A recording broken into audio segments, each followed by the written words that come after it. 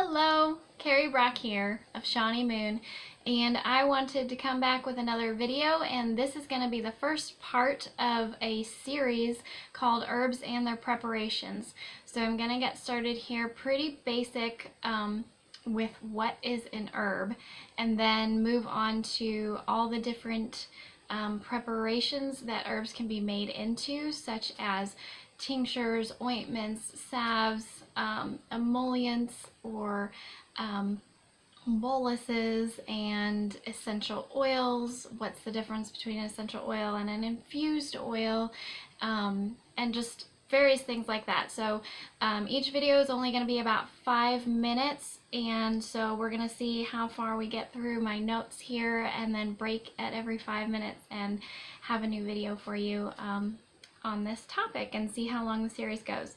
So I'm going to start real basic with what is an herb. So an herb is any plant with leaves, seeds, or flowers that's used for flavoring food, medicine, or perfume. So these are usually edible. If it's perfume, sometimes it's not, but for the most part they are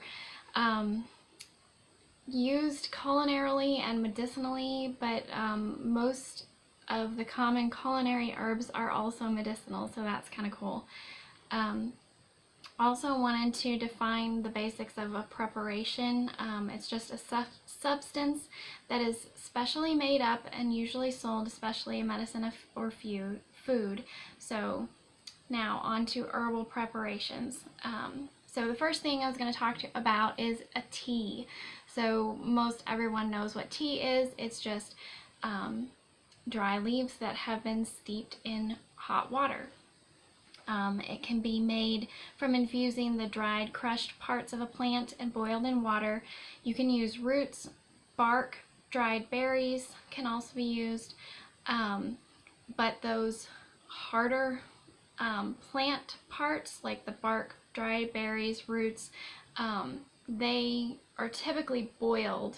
Most of the time you don't want to boil a delicate herbal tea like the leaf and the flower, but with the harder parts of the different herbs, depending on what kind of tea you're making and what you're using it for, you may need to boil them to achieve the most potential out of the herb in your tea.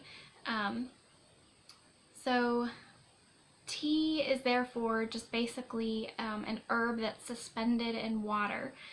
Teas are sometimes called infusions.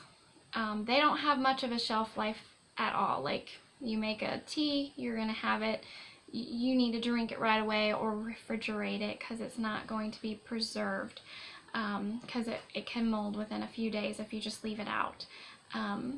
Another herbal preparation that's similar to tea would be called a decoction, and this simply is a very strong tea.